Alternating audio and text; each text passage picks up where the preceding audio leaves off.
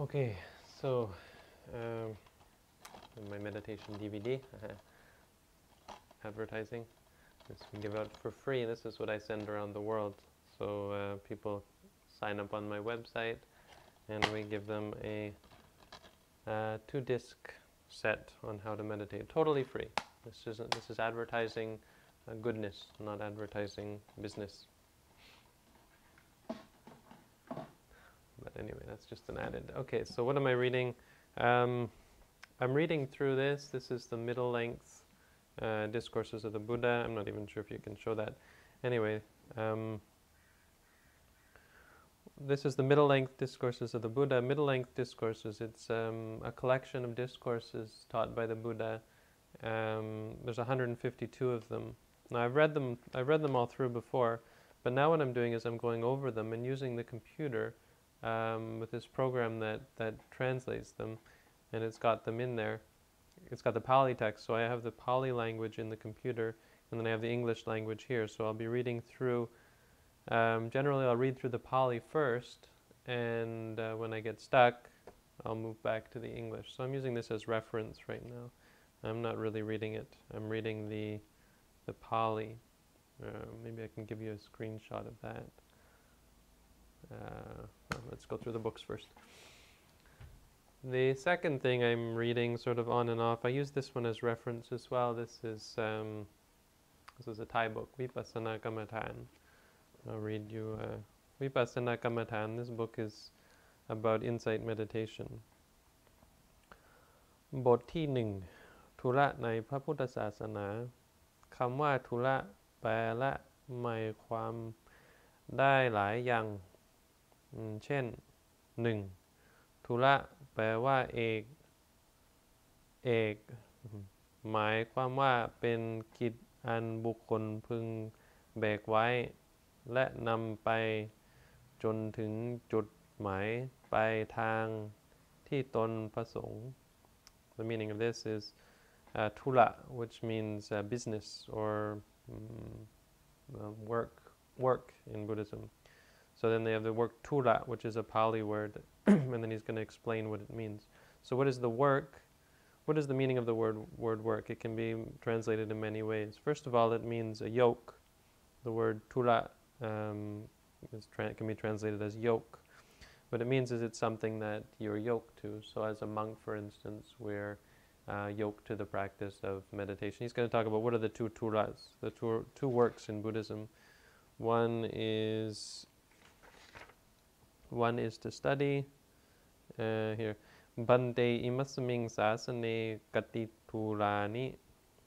In this religion, in this teaching, how many works are there? How many businesses? How many I don't know the English word.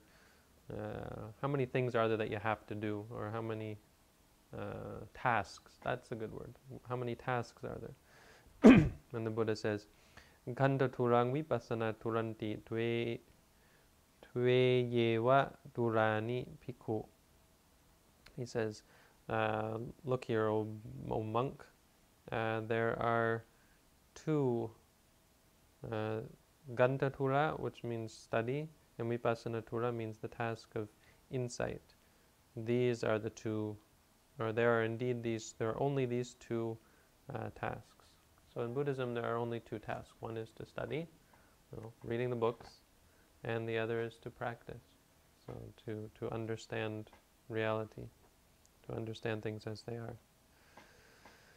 And this is something else that I read. The third thing that I'm reading right now is a book, I won't give the title, I'm not even sure if I can. Well, the title is Irreducible Mind. This is a book about mind, how the mind and the brain relate, and giving a sort of analysis of the idea that the mind is only a part of the brain. Now this is not Buddhist, but the people who wrote this, these are all PhDs. We got this is the University of Virginia. There's this group of scientists who all have PhDs, are all psychologists or whatever, accredited scientists, well known in the field, and they've come together to study things that can't be explained by a materialist viewpoint. most especially near-death experiences and post-death experiences in terms of rebirth.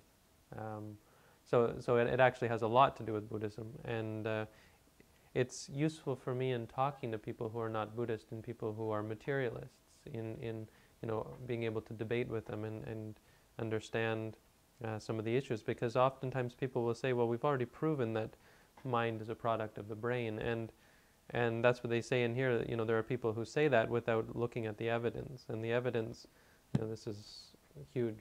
The evidence in here, things like, there's a really good quote that I like.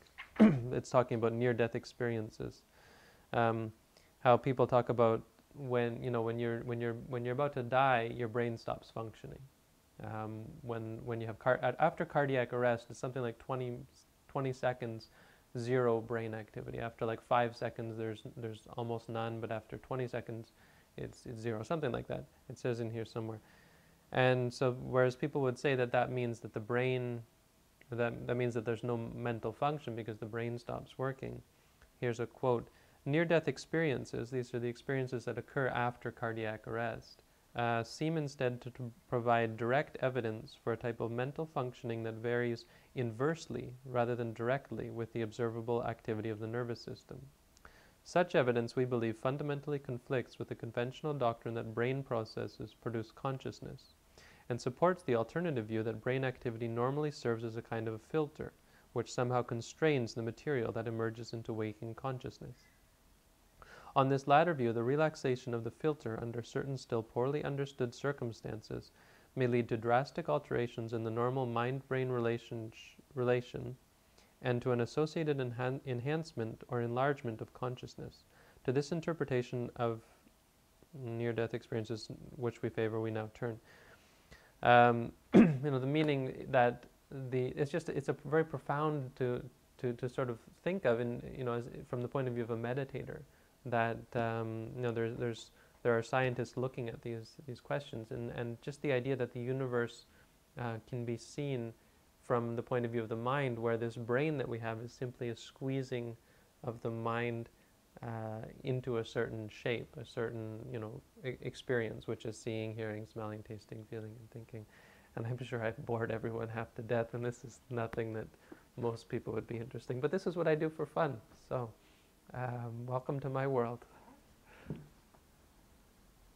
Okay, so now I'm going to do some reading for real, and that's all for now.